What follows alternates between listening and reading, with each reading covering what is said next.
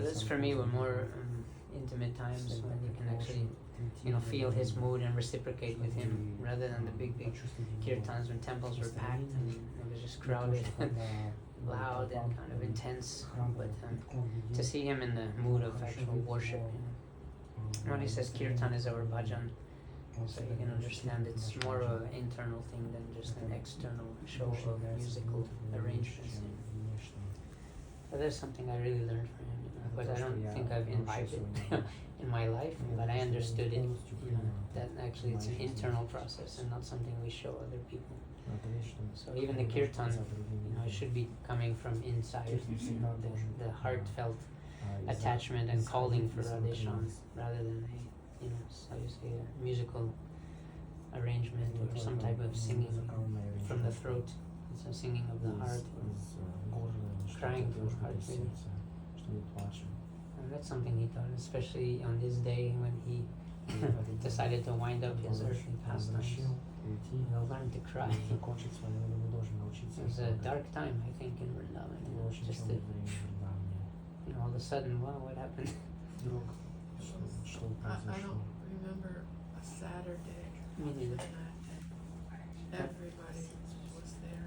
Everybody was crying for hours and hours. I just couldn't believe it.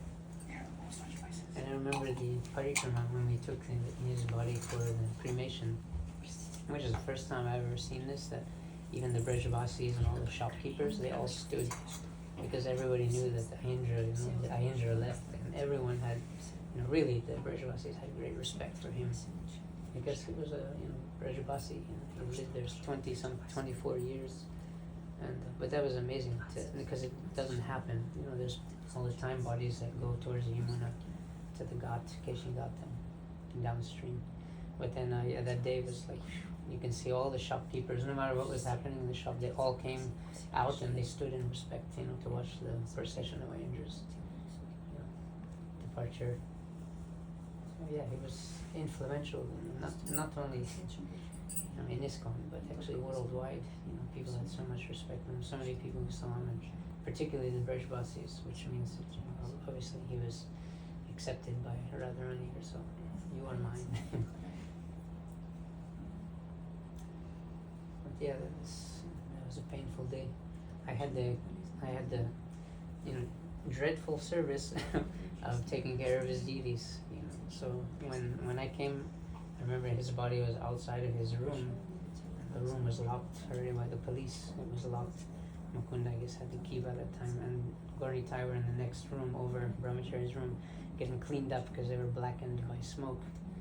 At that time I was, going to see him, and still I could almost not believe what I heard, but, seeing the scene there of crying devotees upstairs in the Brahmachari ashram. And then I remember Mukunda called me, before I even could, go to see, Ahindra or whatever. Then Mukunda called me in the room and he said, from today on you have to start the seva. I was like, yeah, I don't think I'm ready for that.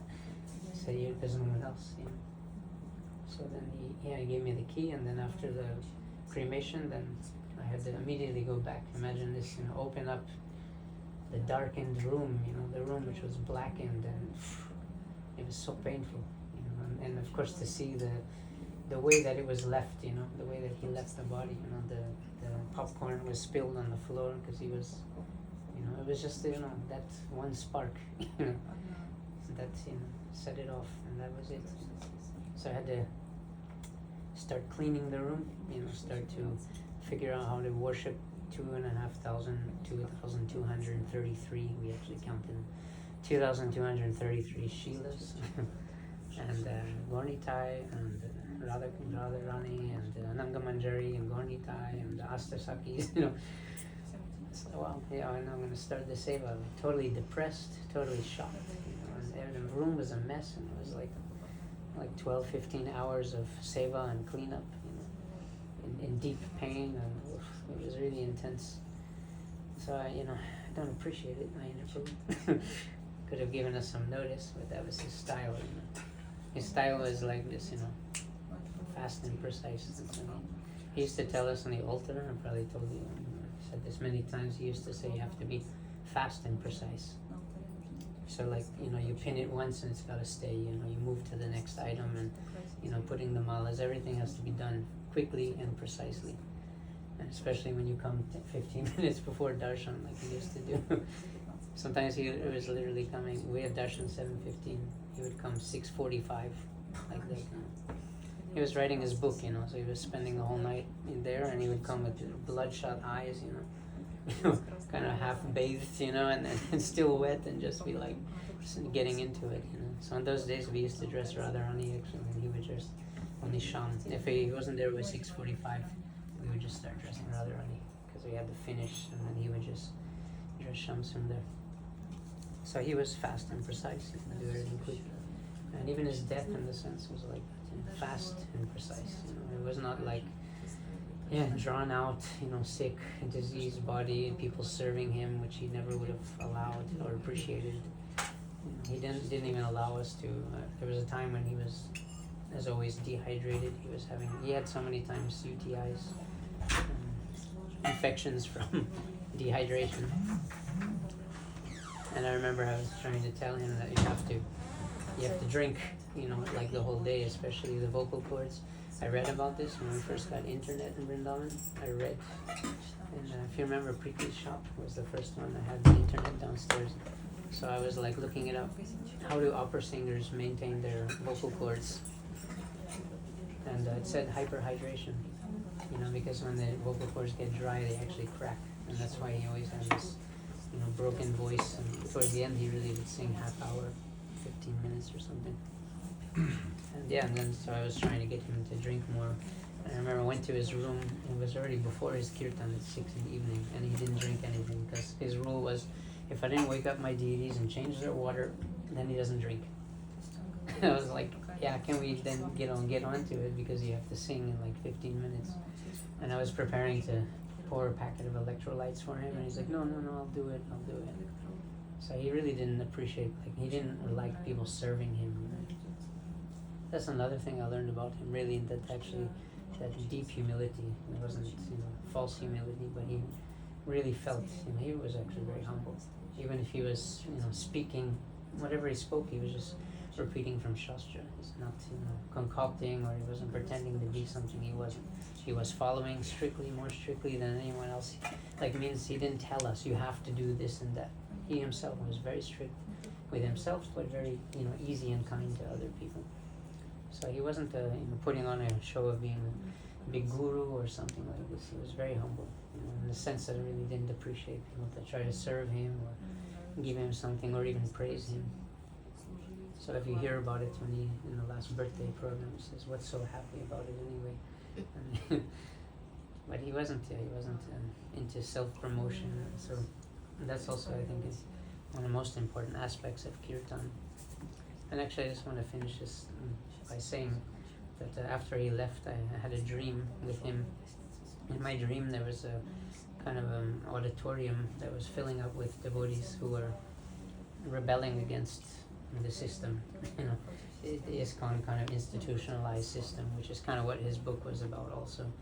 And it wasn't instigated by him, but the devotees.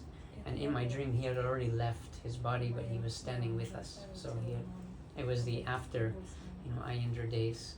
And because of his disappearance, all the devotees were like, no, we have to change the way things are in the institution.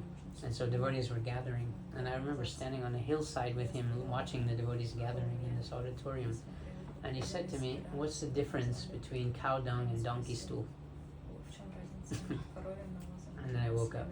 And I was like, "What's the difference?" Oh no, in a dream I told him they both eat grass. And he just shook his head, and that was it. I woke up. So in my mind, I was like, okay. And my answer also came from my subconsciousness. So then later I thought, well, you can feed the two animals, the same material. So you can both be doing the same, sadhana, or the same, kirtan, let's say.